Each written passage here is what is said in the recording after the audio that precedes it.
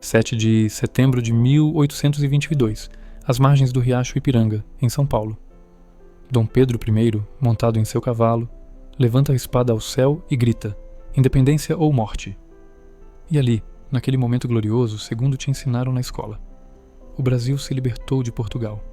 Um príncipe corajoso desafiou o pai, desafiou a coroa portuguesa, desafiou um império. E conquistou nossa liberdade. É uma história linda, emocionante, patriótica, heróica. Pena que seja mentira. Não completamente, mas o suficiente para mudar tudo. Porque o que te ensinaram é uma versão romântica, pintada para esconder a verdade. A verdade de que a independência do Brasil não foi conquistada às margens do Ipiranga. Foi negociada em Londres, comprada com ouro português, manipulada pela Inglaterra e pela maçonaria internacional. E o herói da história não foi Dom Pedro I. Foi a mulher que ele traiu, humilhou e esqueceu.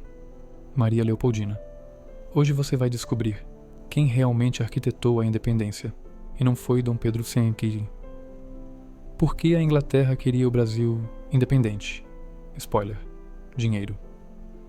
Quanto o Brasil pagou pela própria independência? Sim, pagamos. Como a maçonaria orquestrou tudo nos bastidores. E por que apagaram essa história dos livros escolares? Essa é a história proibida da independência do Brasil. A que seus professores nunca te contaram. Antes de entender a farsa da independência, você precisa entender algo que mudou tudo. 1808. Napoleão invade Portugal. E a família real portuguesa faz algo que nenhuma monarquia europeia havia feito. Foge para sua colônia. Dom João VI, a rainha Carlota Joaquina, o príncipe Dom Pedro.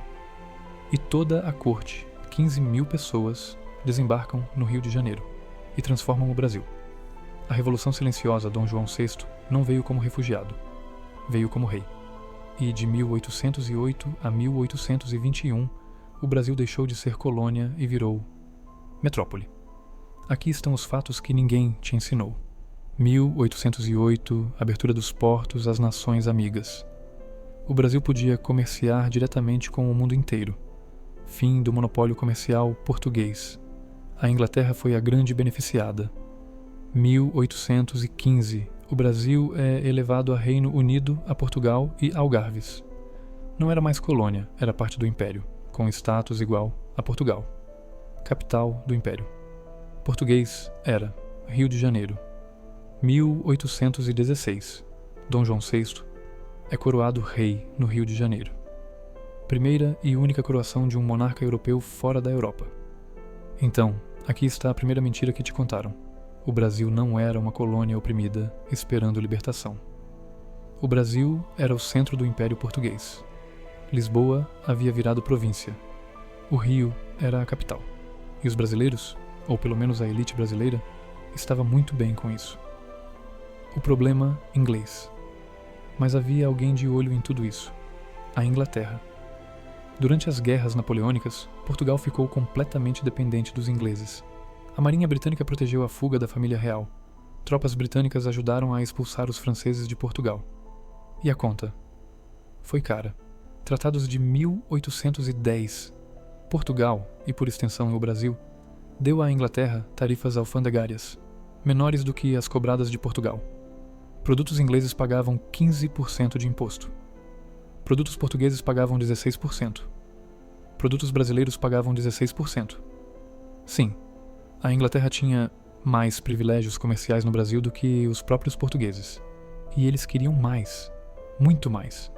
Porque a Inglaterra sabia, um Brasil independente, mais fraco e endividado, seria muito mais lucrativo do que um Brasil colonial. E foi exatamente isso que eles criaram. Vamos falar da verdadeira heroína dessa história. A mulher que os livros escolares mal mencionam. Maria Leopoldina da Áustria. Quem era Leopoldina? Filha do imperador da Áustria. Arquiduquesa da Casa de Habsburgo, uma das famílias mais poderosas da Europa. Educada nos melhores colégios. Falava 6 idiomas. Estudou ciências naturais, botânica, mineralogia. Correspondia-se com cientistas europeus. Era, literalmente, mais inteligente e mais preparada do que Dom Pedro I em tudo. Em 1817, aos 19 anos, casa-se com Dom Pedro, príncipe herdeiro de Portugal, e vem para o Brasil. O casamento desastroso.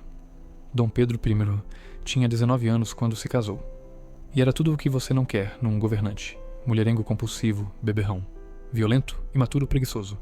Enquanto Leopoldina estudava, escrevia cartas diplomáticas, administrava o reino. Dom Pedro estava com amantes. Ele humilhava Leopoldina publicamente. Teve dezenas de casos, o mais famoso com Domitila de Castro, a Marquesa de Santos. Trouxe a amante para morar no mesmo palácio que a esposa. Leopoldina, grávida, doente, traída, continuou trabalhando, porque ela sabia, alguém precisava governar, e não seria Dom Pedro. Leopoldina, a regente. Em 1821, Dom João VI voltou para Portugal. Deixou Dom Pedro no Brasil como príncipe regente. Mas quem realmente governava? Leopoldina. Ela presidia o Conselho de Estado, assinava decretos, negociava com as províncias, correspondia-se com diplomatas. E foi ela quem percebeu. Portugal vai tentar recolonizar o Brasil.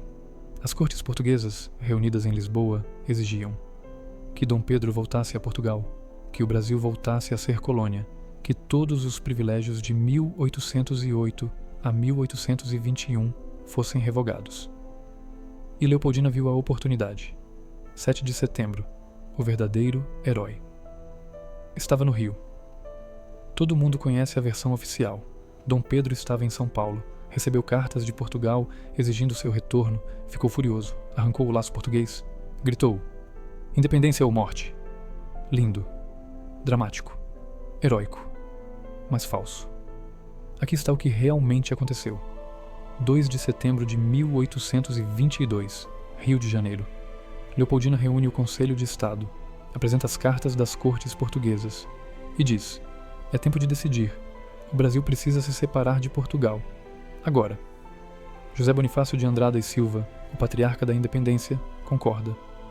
Leopoldina escreve 2 cartas para Dom Pedro, que estava em São Paulo resolvendo questões administrativas. Carta 1, oficial. Informa sobre as exigências de Portugal. Carta 2, pessoal, urgente. O pomo está maduro, colhe-o já, senão apodrece. Ela está dizendo: declare a independência agora, ou perdemos tudo. As cartas chegam a Dom Pedro no dia 7 de setembro. Ele estava com disenteria, diarreia, às margens do Ipiranga.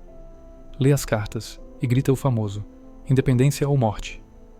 Mas quem tomou a decisão? Quem arquitetou tudo? Quem forçou o momento? Maria Leopoldina. E os livros escolares mal mencionam seu nome.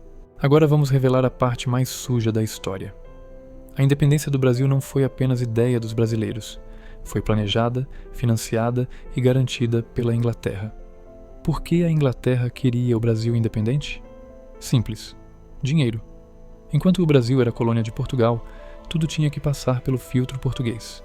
Mas um Brasil independente, fraco, endividado, sem marinha, sem exército forte, seria um paraíso comercial britânico.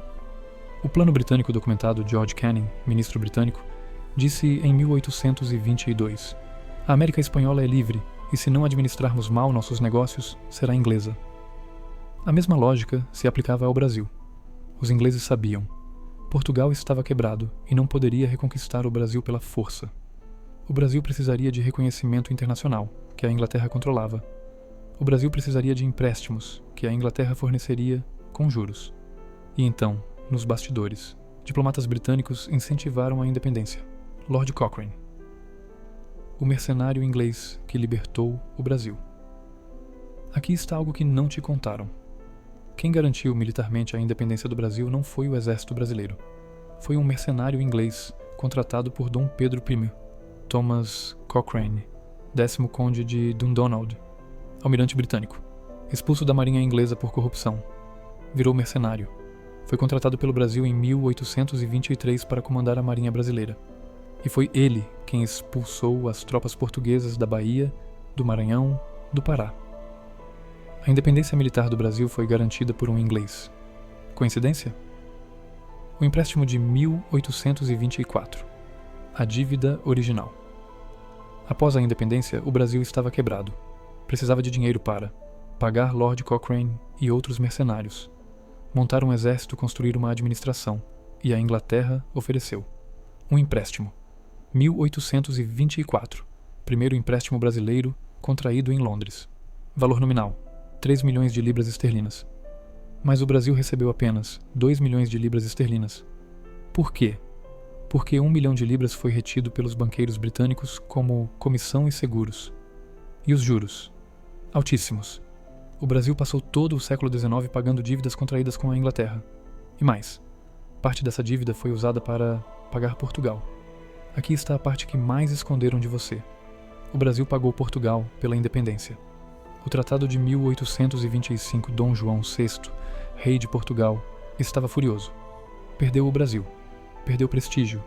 Perdeu poder. Mas tinha um trunfo. Não reconhecia a independência.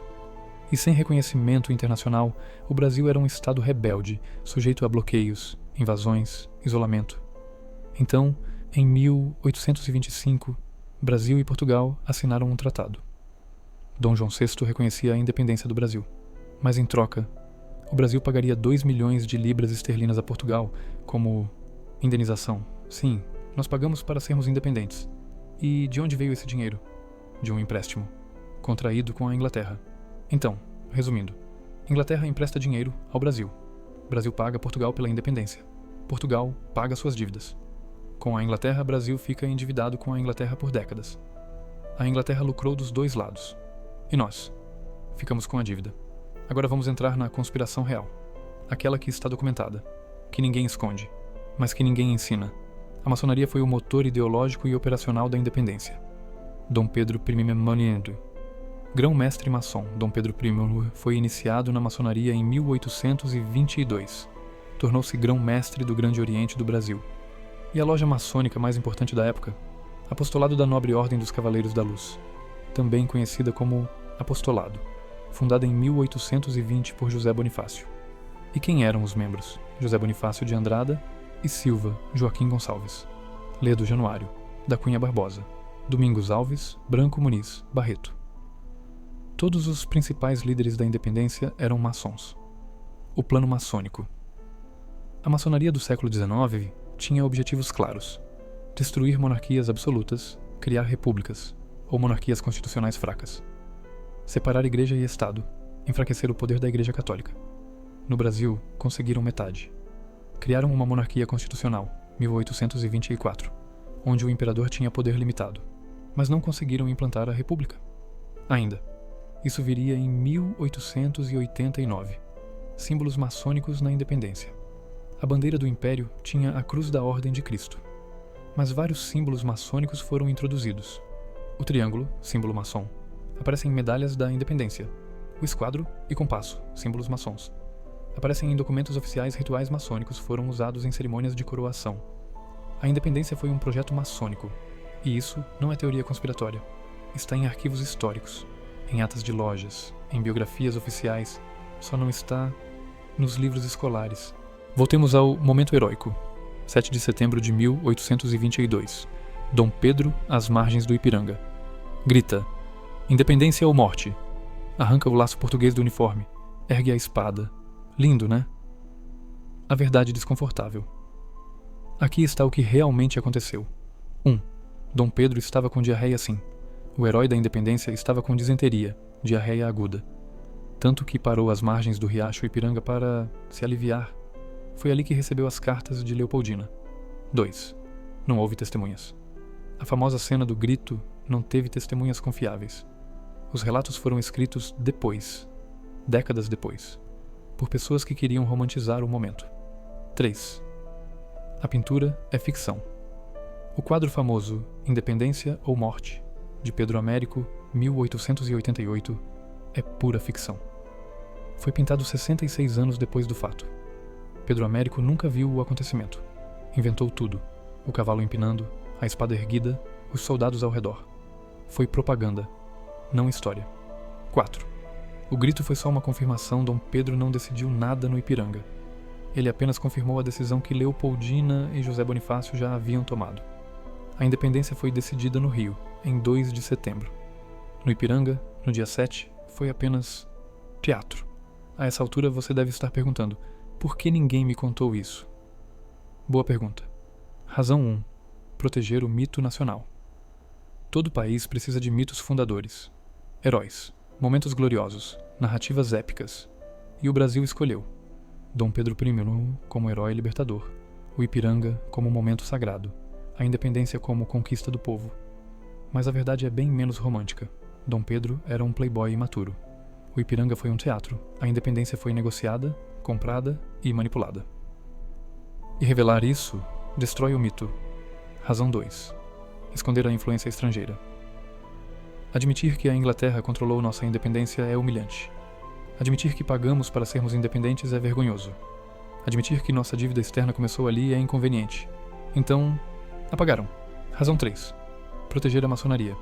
A maçonaria sempre foi poderosa no Brasil, no Império, na República, até hoje. E revelar que a independência foi um projeto maçônico mexeria com muita gente. Então, silenciaram. 7 de setembro não foi libertação.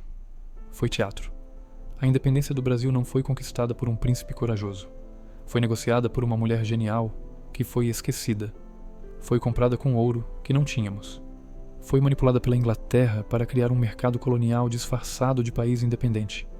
Foi orquestrada pela maçonaria para enfraquecer Portugal e a Igreja. E nós? Ficamos com a dívida. Ficamos com o mito. Ficamos com a mentira.